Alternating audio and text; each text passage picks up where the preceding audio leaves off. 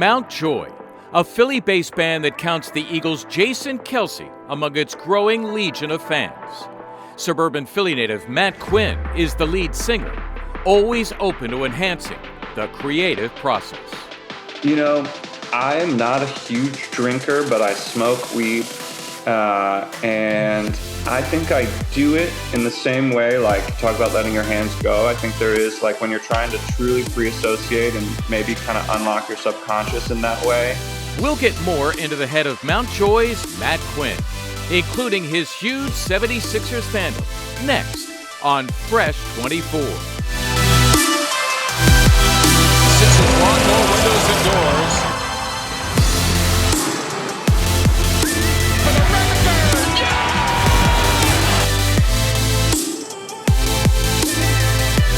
Redding, can he get it off? And the putback turning garbage into goal.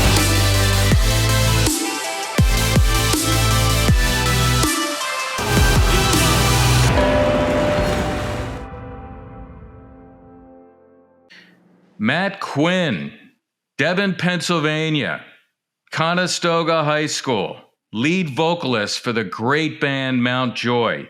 Huge Philly sports fan, huge Sixers fan, of course. To quote Orange Blood, "Oh, I like that, oh, I like that, oh, I like that." That is awesome. Last August, in fact, you came home. You were at the Man playing before a sellout, and the Eagles' Jason Kelce comes on stage and you start doing the Eagles song. Was that surreal or was that surreal? Honestly, it's as surreal as it gets. You know, I think I've said before, like when we started out, I always tried to make goals to, so you don't just dig endlessly. In sports, we don't really have in music, we don't really have like a championship where it's clear end, but man, like I always just thought about coming back to Philly. And actually the original goal was, like, I remember saying I wanted to sell out the Fillmore here in Philly. And, to play a place that's obviously bigger than the Fillmore and have, obviously a huge sports fan and have Jason Kelce up there. It still feels weird, man. I'll tell you, it's amazing. And you did some work for his charity. Some of the proceeds from the concert went. Connor Barwin was there as well. Is that right? Yeah. We've worked with Make the World Better, which is Connor Barwin's charity. And Be Philly is Jason Kelce's charity. And, those guys are, I feel like everybody knows in the city, they've obviously had a huge impact on the field. And then they do such a good job giving back to the community. And yeah, we look up to them in that sense. So it was good to be a part of that. All right. We're going to talk about the band, your rise to fame, how it all started, growing up in the Philly area. We're going to have our halftime segment. I'm actually going to see also if some of my musical tastes vibe with your musical taste, but let's stay with sports right now. Just how big a Philly sports fan are you? Oh, huge. I literally say, I have said in the past, I'm going to tell you this. I'm not blowing smoke. I have said to the band, we're coming in for a landing. Wait a second. I got a copyright on that. You better watch how many times you use that. I know. I don't know if they all get it. Sam is from Philly and a big sports fan as well. So he gets my Philly sports related. Sam Cooper, of course, who you started the band with. Yep. Mm-hmm. We're just huge. Like I'll be holding my phone, standing side stage, about to go on, watching the Sixers or whatever it is, and then hand my phone off sadly as I walk on. If it's a big game or something like that. Huge. Just like I feel like so many people out here just grew up watching and pulling for all the Philly teams. How can you do that? How can you be off stage, ready to go on before thousands of people? I mean, don't you just have to like vibe, concentrate, think about what's going to happen? You're doing that, and then all of a sudden you're playing before thousands of people. How do you do that?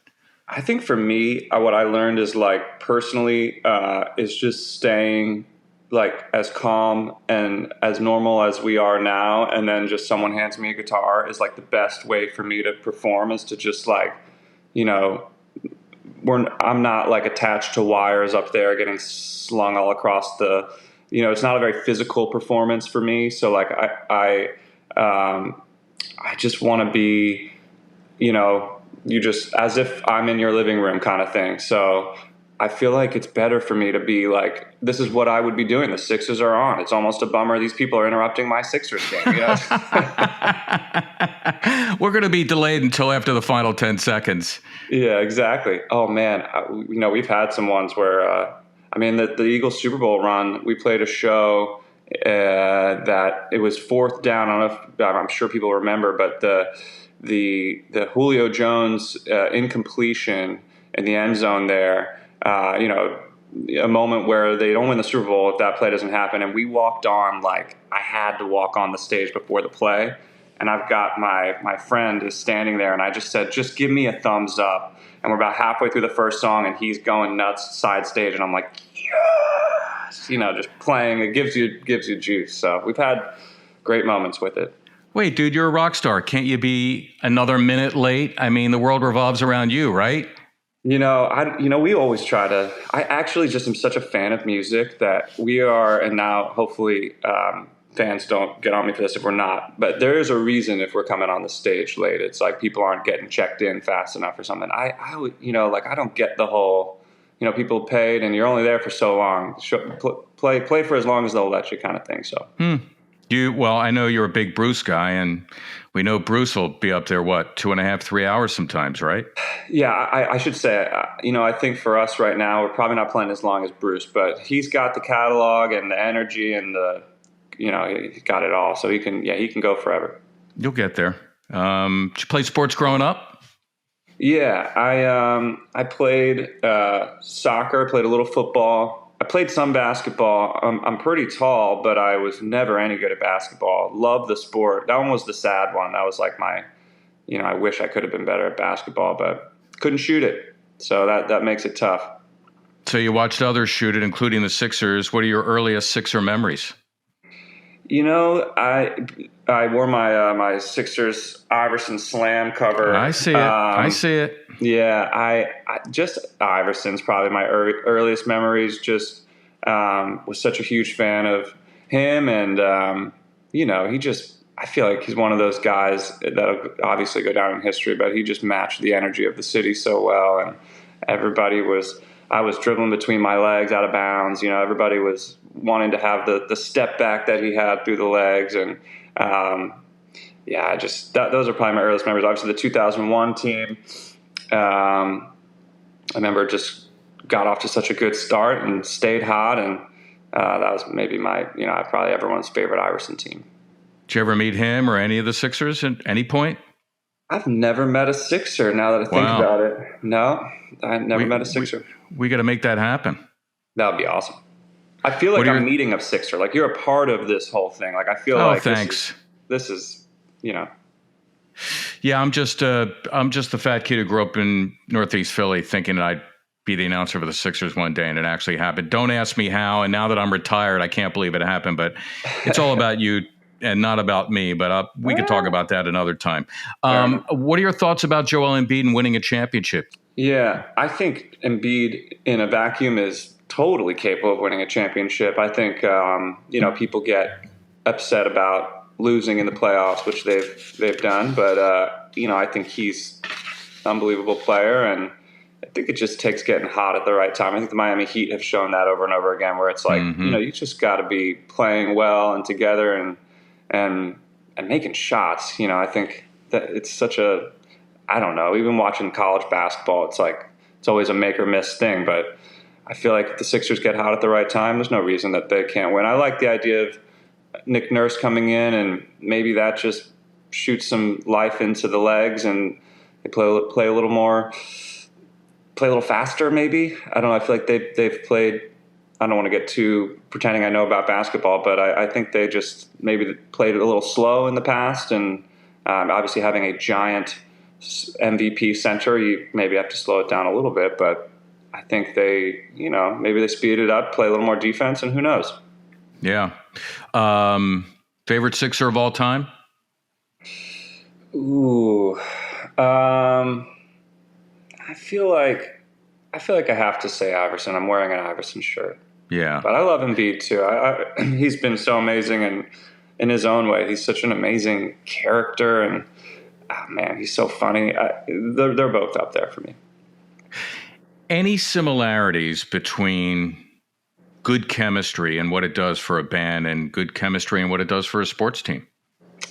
Yeah, I mean, I think one of the reasons I have been able to do well in music is how much I pay attention to sports and playing sports and being on teams myself, and those relationships they're huge. I mean, it's like I think Kelsey was saying this in that amazing documentary of his, but it's like you can inspire belief in each other, and it is a crazy thing. Like the NBA guys and all these guys, they're going out and performing in front of tens of thousands of people. So it's like, it's one thing to be like really good at shooting a basketball, but it's a whole other thing to perform in front of that many people. And it requires a group, I think, that believes in each other, that like, when you aren't making your shots or your guitar solo isn't what you wanted it to be, it's like, you have people there to be like, hey, let's stay steady. You're going to have ups and downs. And I think it's the more connected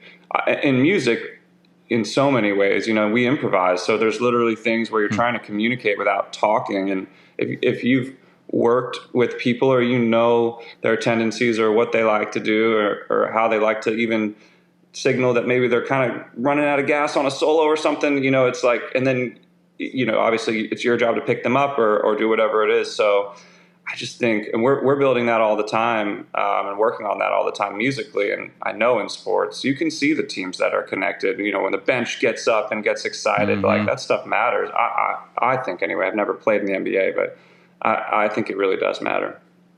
That said, sports history, music history is replete with teams where individuals, this guy's all right. They're not necessarily best friends, but somehow when they're on stage or on the court or on the field or on the ice, they make beautiful music together, if you will. Is that true in some respects with Mount Joy, as best as you could talk about it?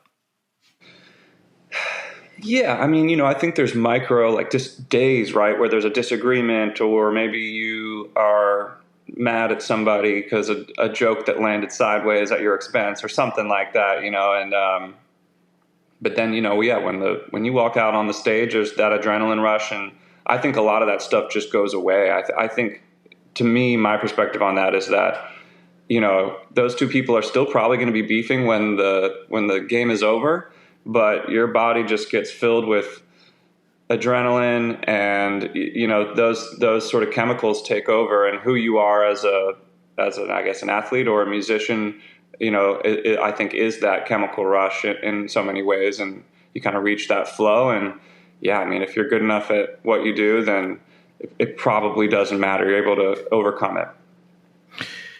I am fascinated with the creative process. Take me through, in a bullet point form, let's say, the creation of a song. How does that work?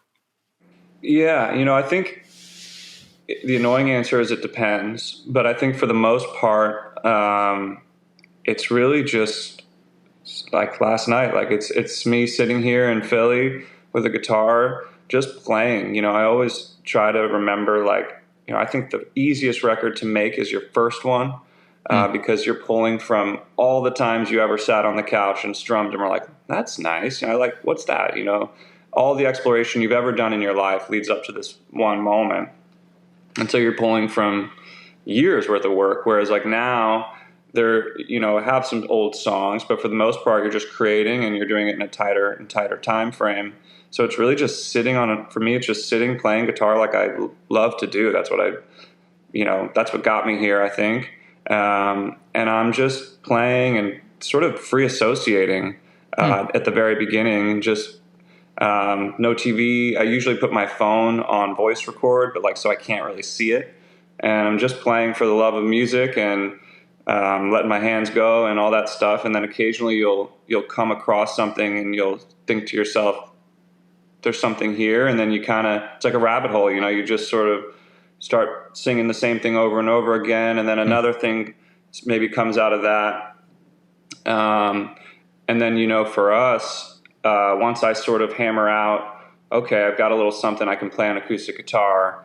I'll record it into my phone, or maybe it's recorded because I had it recording, fortunately. And then I'll send it to the band, or we'll get together and start working it out. And we just have like, we're lucky that we have great players in the band, and they just, it starts to build on itself from there when other people's ideas start expanding upon your ideas, and then maybe you see it from a new perspective now that there's drums on it or whatever it is. And that's pretty much it. There's a I think it's a Pablo Picasso quote. I don't want to misattribute it, but something I think about often now is like when I'm just sitting playing guitar is it's like inspiration exists, but it finds you working. You've got to kind of be like just painting or playing guitar or, trying to be inspired, I guess. You use the phrase, you just let my hands go. And when I heard that, I almost got chills. It's like you lapse into a different dimension or a different state of consciousness. Is that accurate? I think so. I think that music is a different state of consciousness for me, and I think for listeners too. I got into music because I was a listener. Music was on in the house growing up, and it moves you. It takes you somewhere. I think playing music is the same way. Like when you get to a certain level where you can just sort of turn your mind off, which is such a gift in this world, and just sort of go wherever the sounds are sort of suggesting. I think it is for me a necessary secondary state of consciousness for sure. So it sounds more like musical phrasing will put it, because I'm not really a musician, but musical phrasing or certain combinations of notes come to you first, as opposed to, she broke my heart and I got to write about that. Or, I had to put my dog asleep, my longtime friend, I have to write about that. Is it different with different songwriters? I suppose it is. Yeah, I mean, sometimes I think I enter those sit downs with my guitar with an intention, like something bad just happened, so maybe things are feeling sad. But what I've personally found, and I think you're right, I think it's different for every artist, but what I've personally found is that if I try to describe to you, I'm looking at my pumpkins on this table here. It's like if I try to write a song about a pumpkin, it's going to be a really bad song. But if I try to generally intend in my mind that I want to write something about the feeling of being in the fall, and I kind of want to use the word pumpkin if it happens, if it doesn't, it's fine. You're kind of just trying to let yourself be a little more artistic than maybe you'll get there. Maybe you will really beautifully describe a pumpkin in a way that's you already know what a pumpkin looks like, but the music's job, I think, is to try to make you recreate a pumpkin in your mind, sort of, if that makes sense. Mm-hmm. It does. Yeah. You have one woman among the 5 members of your band, Jackie McLeod. She's a keyboardist. If anybody goes on YouTube, she is unreal, some of the stuff that she lays down. I'm all about feminine energy and perspective. What does she bring to your group that perhaps a man wouldn't? Well, like you said, first and foremost, she's the best piano player I've ever seen in my life. So that's a huge part of it. And then, I think she has a different perspective. She came from classical upbringing in the church, and so she is just on a different level physically on her instrument than I am, at least. Speak for myself, but I think than most, and I think therefore, what I talk about, sort of letting your hands move, when her hands move, it's it's sort of another worldly experience, I think. And so, we started out with relatively simple folk songs. So I think adding the most complex and technically difficult music, adding that brain to the room, I think it really helps set us apart, and I think she, obviously, we're always aware that she's the only girl, especially in the beginning. We're in a van, we're traveling around, her sacrifice to be doing this. I think that's part of, when times are tough, you're hey, we're all really sacrificing here. And I think that part of it, in terms of knowing that it's got to be harder for her than it is for me, in terms of comfort level and stuff like that. So And obviously she's a great person and we love her. So all of those things. Nice. We're going to talk about how all this started, including you dropping out of law school of all things, and what you think makes your band successful, and anything else that pops up. This is awesome. But first, I got to stop here and do the halftime segment. This is our 6-pack. It's this or that. And basically, I'm going to give you a choice between two things, and you just pick, and don't take time to think about it. Just, from the gut. Are you ready? I'm ready. NBA fans, the wait is over. Basketball is back, and DraftKings Sportsbook, an official sports betting partner of the NBA, is celebrating with an unbeatable offer. New customers can score $200 instantly in bonus bets for throwing down $5 on the NBA. Win or lose, it doesn't matter. You'll start the season with an instant dub. And with DraftKings parlays, everyone's got a shot at even bigger basketball wins. String together multiple bets from the same game or build your parlay across multiple games for a shot at making your payday even sweeter. Basketball's more fun when you're in on the action. Download the DraftKings Sportsbook app now and use code ZUMOFF. New customers can get $200 in bonus bets instantly for betting just $5. Only on DraftKings Sportsbook with code ZUMOFF. The crown is yours. Gambling problem? Call 1-800-GAMBLER or visit www.1800gambler.net. In New York, call 877-8-HOPE-NY or text HOPE-NY 467-369. In Connecticut, help is available for problem gambling. Call 888-789-7777 or visit ccpg.org. Please play responsibly. On behalf of Boot Hill Casino and Resort, licensee partner Golden Nugget Lake Charles, 21 plus age varies by jurisdiction. Void in Ontario. Bonus bets expire 168 hours after issuance. See sportsbook.draftkings.com/basketball. Terms for eligibility and deposit restrictions, terms and responsible gaming resources. Check out our friends over at Philadelphia Sports Nation, a local Philadelphia sports site covering your favorite teams across blogs and social media. PHLSportsNation.com. Philadelphia Sports Nation. PHL Sports Nation. Enhancing your Philadelphia sports fan experience. Philly cheesesteak or Philly soft pretzel? Cheesesteak. Center City or South Jersey? Center City. Gritty or Philly fanatic? Philly fanatic. Meek Mill or Hall & Oates? Hall & Oates. Dr. J or Allen Iverson Sixers throwback? Ooh, I'll go Allen Iverson. I got to stay consistent. Yeah. Liberty Bell or Rocky Steps? Rocky Steps. Okay.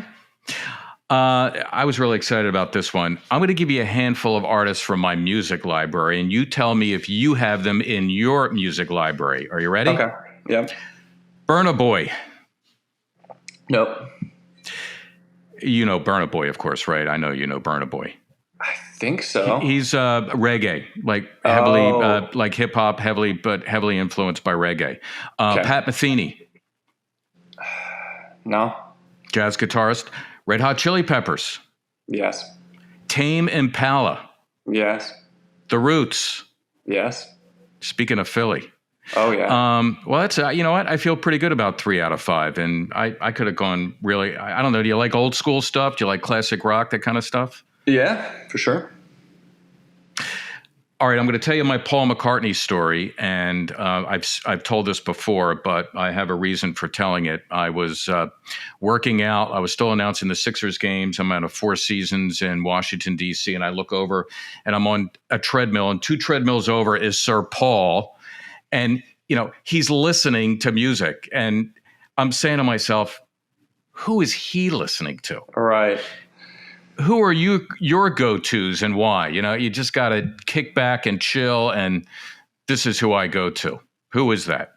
What's funny? So I grew up listening to some Grateful Dead, Allman Brothers, like a lot of the classic rock stuff. But recently I was just having a conversation about how I think, in a sort of roundabout way, obviously people know about him, but I think Bob Marley and the Wailers are among the most underrated, sort of at that top of the line. I think the Beatles come up a lot, as they should, Sir Paul and all that. But I just think the depth of catalog, the quality of the band, and what they were able to accomplish, I feel like there's an argument that he's the greatest songwriter of all time. When you're composing a song, are you thinking this is something that's really meaningful to me? Or are you thinking, hey, with these licks, I think it could be really, in these hooks, I think it'd be really popular? I think hopefully both. Oftentimes, if the lick comes first, I'm always thinking, I mean, even recall thinking this last night, like, okay, this is good. This will work. But what will make it transcendent is if it can like really move people with what it's trying to say. Take me back to the beginning. How did all this start? You know, I think just a love of music and not so much a love of anything else. You know, I was working, you know, I'd been in bands and had some small success. You know, I think I won a Battle of the Bands at Milk Boy back in the day. Milk Boy Studios in Center City. I hear you. And there's one in Ardmore too, I think. Is that still there? I was going to say, I think this was the Ardmore one. The one in Center City was like, that one has like a too big of a crowd for where I was really at. I was coffee shopping at that point. But got it. Okay. All right. But yeah, you know, I had some small success, and I you know, kind of gave up on it because it just wasn't really happening, as is the case most of the time. And I followed my girlfriend at the time out to Los Angeles, got a job kind of in the legal related world, and thought I'd do copyright stuff and try to stay around music, doing intellectual property stuff to protect people's music. I thought that was a cool way to... Like as an attorney? Yeah. And so you're going to law school, right? I was doing law school night classes, working a full-time job during the day, and then at night driving in LA traffic downtown to do law school, and it was a lot. And I, you know, what little time I had, I was just...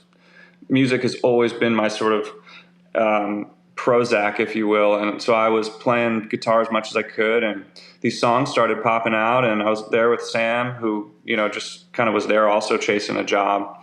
And we started getting together, and, you know, it's just like what I tell every young artist is like, I think, you know, like I knew I'd been doing music for a while, and I felt like I had made good songs, some of which now are a part of Mount Joy and have done quite well. But I had this feeling that some of these songs were on a different level and were connecting. You know, I don't want to take up too much time telling this story, but I'll never forget. Go for it. We got time. Oh, hell yeah. Well, we... I don't know if the timeline to date this was there was so much build up to Pacquiao and Mayweather fighting, and as a fan of sports, not a huge boxing guy, but I was, of course, like everyone else, intrigued. And you know, we didn't have a ton of cash, so we got like a bunch of people together, and we were watching this fight, which I don't know if people remember, but it took forever for them to come on, as they're wont to do. And there was a bunch of time, and there's an acoustic guitar in the corner of the room. And I was like, you know, I have this song that I really like, and the song's Astrovan, and ends up being a big song for us. But I played it for that room, and that's probably the most people I'd ever played it for. And there was just this feeling where it was like people almost, you know, people were like happy they liked the song, but I could tell that they almost didn't know what to do with themselves. They were kind of like, what is that? Like, how did you know, like, and usually, like, you know, someone plays a song, acoustic guitar guy, and at the party, it's sort of like, all right, thanks, man, thanks for that. But there was just this feeling that I had created something different. And yeah, I mean, as soon as that song went on, like, Spotify, we put it up on Spotify, it went viral within Spotify, and next thing you know, you're on this sort of whirlwind. So I think it's just, I don't know. Obviously, I got fortunate to get struck by lightning, and like these songs came to me, and I really do feel like if you're like an artist out there, it's like you kind of know, and then once you have that thing, just don't be scared to get in the van and go for it. Or the Astrovan, as the case may be. Yeah, exactly. Yeah. That's quite a story, because it was really just an understated way of beginning to make yourself big. It's just uploading your song to Spotify. That's, how does that happen? Or how do you think it happened? Or why do you think it happened? Yeah, so we were fortunate. I feel like anyone that has success on these giant, there's so many songs. It was that we got on, this was the beginning, I guess, of playlisting. And now people who are artists listening to this will probably roll their eyes, because it becomes the bane of your existence a bit. It's like you're trying to get your songs on these playlists and whatnot. But this was the very beginning, and we got on some sort of playlist, which was sort of our break, in the sense that these playlists have 100,000 listeners or whatever it is. And then once it gets in there, they're just a data company. So it's like, hey, they can see, are people skipping this right away? Are people listening to 2/3 of the way? Whatever their metrics are. And so it started just doing well within these playlists. I think it was a goofy, in terms of like, as far as marketing goes, it's like Jesus Drives an Astrovan it's even if it's not melodically catchy, it maybe catches your ear or something enough for you to stick around. So I think it just was the right song at the right time, and it started doing well. And I'm in law school, and I remember calling my parents and being like, it's doing like a couple 100,000 streams a day. And I remember, like, astutely, my mom being like, "Is that good?" Well, because there's no and it's a good question. Like, I still to this day, it's like, it's all funny numbers. It's sort of like, there's really not a ton of money in it. So it's not like, that number of streams, I probably made a handful of dollars. So it's like, it's this really hard thing to measure, but you could just tell there was something happening within the, I guess, the app, and yeah, I guess at that point I dropped out of law school and just really went for it. So it wasn't like you were literally touring the country in an Astrovan, playing before 50 people a night in every possible honky tonk you could find. This is a real digital success story. Wouldn't you agree? Yeah, totally. I think it ends up being, it starts that way, and then it ends up being the sort of in a van for a few years and really grinding it out. But, this is me taking my lunch break to check these numbers that are like piling up. And, at one point, I think we were like, I don't know exactly, like the number one viral song on Spotify or something like that. And, I'm literally like in a law school library, doing what I got to do, and then you go and you can refresh and see the streams are piling up, and that's what it was in the very beginning. And then then we put a band together. I remember our first band practice was, I remember we went to a taco place, and the 2016 election was on the, like, I just date with all these crazy things, but that was our first band practice, was the night of the 2016 election, which was a sort of shocking night to be, at least in Los Angeles, California, and Philadelphia. Everywhere it was a shocking night. Let's put it that way. Yeah, right. But that was the start. So we put the band together and hit the road, and here we are. And a story that I know you've told many times: the origin of Mount Joy actually has some Philadelphia area roots, doesn't it? Yeah. So Sam and I grew up, like around Valley Forge Park, and his family lives on the mountain, Valley Forge Mountain, and I guess technically he lives on what would be Mount Misery. Really? But that didn't fly. We were trying to pay homage because we used to go.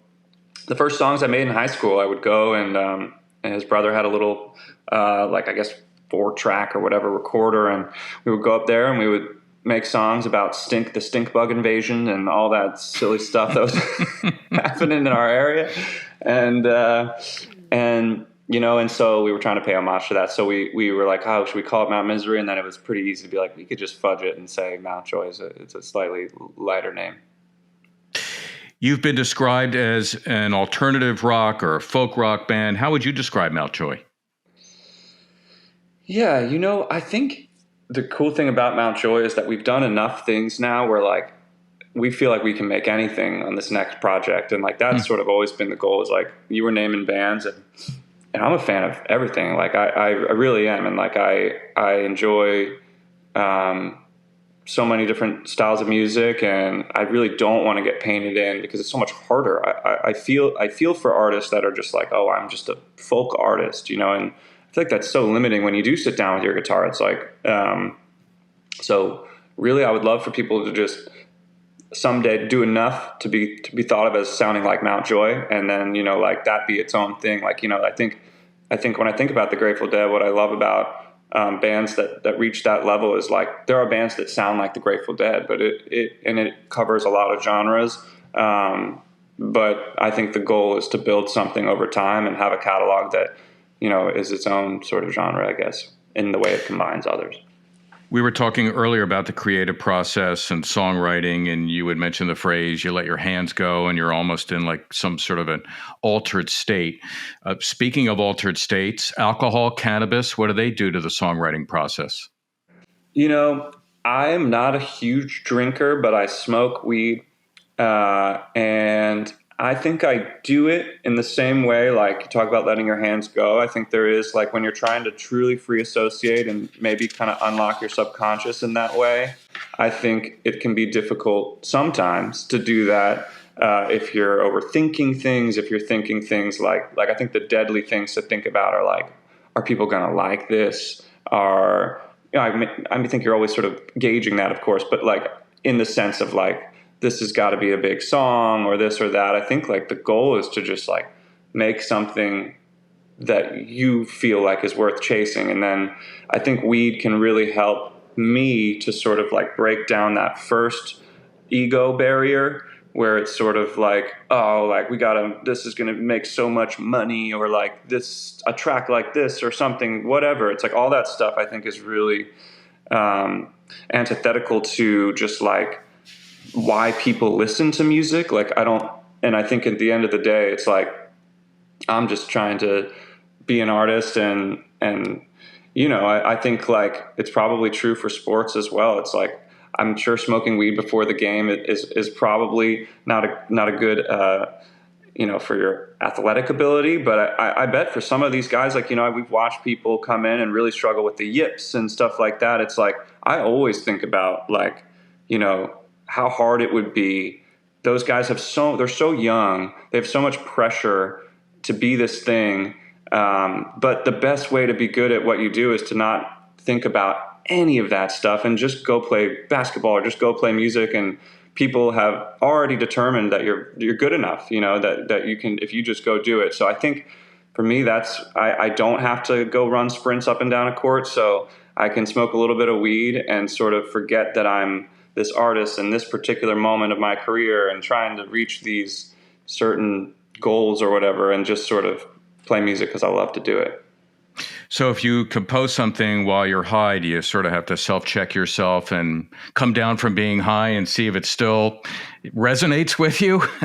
Totally. And it goes the other way too. I think sometimes, you make something when you're high and you're certain that it's really good. And then, like maybe you kind of didn't think about the fact that you weren't playing with, like the tempo was moving too much for a band to ever play with it, or it doesn't quite make sense, too wacky or whatever it is.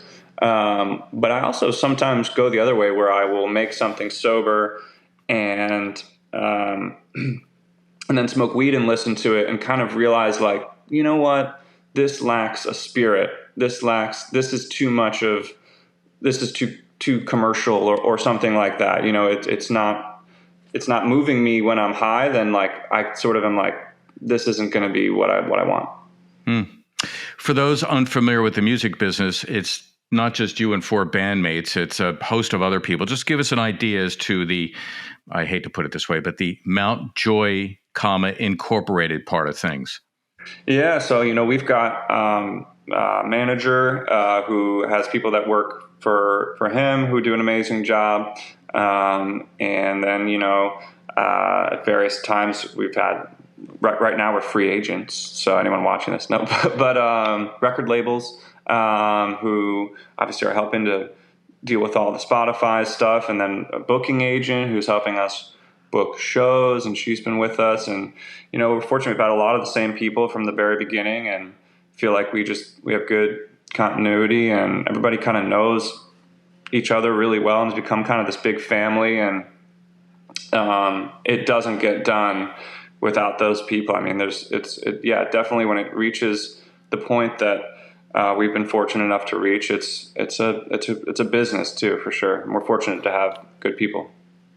I was on tour for 27 years with an NBA team, and there were at times you would wake up in a city and you'd be staring at the popcorn ceiling in the hotel and not know where you were. Do you sort of have to, kind of remind yourself, because it's just one night after another when you're on tour, weeks at a time, and remember where you are? Totally. I think Sam Cooper, we were in Columbia, South Carolina last Thursday, and he was sitting just exactly what you were just describing, sitting in the green room. It was downstairs, no windows, and he was like, I have no idea where we are. And I was like, well, that one in particular was bad because we had flown in there that day. I was like, you don't remember the airport, you don't remember anything that like cued you in, but happens. It really does. I mean, I'm so fascinated, obviously, by your career too, but I it really does happen. I mean, I feel like you were required, I feel like, more to know what was going on in your surroundings since you were detailing it all for us. But yeah, a fair amount, but it's like anything else. I was always 365 days a year. I'm constantly looking at and ingesting NBA information. So it was like that for me. And then, of course, there's a formal process of putting stuff down on paper and, keying into that particular night's game. But you certainly have to do the same thing. You're, who's the audience and, what's your set? What are you going to play tonight? I would imagine, right? Yeah. I mean, I think we're definitely, there's a, you don't want to do the, like, what's up, New York, in the wrong city. Like that's that's the cardinal sin. So you definitely don't want to do that. And then, sometimes, just like you said, sometimes there's things you have to announce, or there's something that you're required to promote or something like that. Usually not. But, I will say, I have a question for you, if that's allowed. Go for it, brother. Well, I feel like whether it's, friends or whatever, like with basketball, there's everybody, and I'm sure to do it as long as you did, you obviously love basketball. Yeah. I assume you were a fan of the Sixers, oh my goodness. Well, yeah, I grew up in Northeast Philly. That was my first love. I go back to the first year of the team in 1963. That's how old I am. Yeah. Well, I remember you were so good historically, dropping, all the sort of historical precedent for things and stuff like that. Then you're so close to the team, you asked me about Jason Kelce, and it's like, I almost had to pull myself back because I didn't want to I could have ruined his night just asking him all this stuff. Did you find gone fanboy on him? Totally. And, right. and I probably did anyways, to be honest, but what I'm thinking is, you're so close to the team. You probably know things that you can't say. I guess what I'm getting at is how much of it, how hard was it to be sort of such a big Sixers fan? And then also, I think your job is so to try to, I don't know, paint this picture and allow people to have their own opinions, I guess. Was it hard to know as much as you did and be as big of a fan and do that job? Not really, because I understood the parameters. I understood the boundaries. I understood what was expected of me. And it's probably not unlike, Matt, when you're on stage. You know what you're there to do. You're not there to tell jokes. You're not there to give a lecture on world history. You're there to play your music, and that's what the fans came out for. So I never forgot who I was talking to, Sixer fans. I try to remember, or at least hopefully I anticipated what it was that they needed. And, I knew my boss was listening. I knew the Sixer people were listening. So it was not time for me to let my hands go, if you know what I'm saying, and just do anything willy-nilly. I had to comport myself, and, hopefully I did. I mean, I lasted for 27 years, so I guess I did something right. I mean, you're the greatest of all time. Thank you. But one thing that you said, you didn't let your hands go, but I feel like those sort of, I wonder, I guess, the catchphrases, coming in for hold on, we're coming in for a landing, stuff like that. Was that at some point improvised, or is that something where you're spending time thinking about those things? Yeah, no, it was. In fact, I remember the first time I said garbage into gold, George Lynch put back an offensive rebound. And a lot of that just came from, scripting halftime features. I became comfortable with the English language. And Mike Emmerich was on my Mount Rushmore, the great hockey announcer, and he had 10 different ways of describing a slap shot. So I figured that, you're the TV guy. People can already see what's going on. So what can you add as the announcer, to sort of add a layer to that? And that's kind of where that stuff came from. But enough about me, Matt. I got to apologize to the ladies who might be ogling at you, but you and your girlfriend, Ingrid, got hitched recently. Is that right?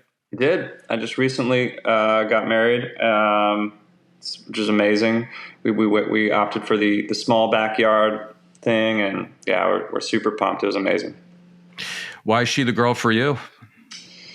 I think the true answer is that doing what we do is difficult and that's why I feel like there's lots of sad songs out there in the world. Probably is like, I think artists get sent on this whirlwind and you're traveling a lot.